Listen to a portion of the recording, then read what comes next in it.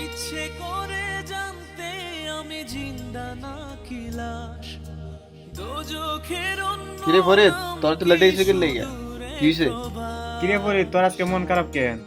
ডিউটির কোনো সমস্যা হয়েছে? কিসের ডিউটি করো বল? আজকে 3 মাস ধরে কোম্পানি বেতন দিতেছে না। নিজে খাইতাম পারি না, আবার বাড়িতে টাকা পাঠায়। বাড়িতে ফোন দিলে কইতাছে খালি টাকা পাঠা টাকা পাঠা। কেমনে টাকা পাঠায়? বাড়ি থেকে ফোন দিলে কয় খালি অমুকে চলে এত পাঠা অমুকে চলে এত পাঠা। তুই কি আর আস? আমরা কি ডিউটি করি না? আমাদের কোম্পানি বেতন দেয় না, এখন আমরা কি করবো?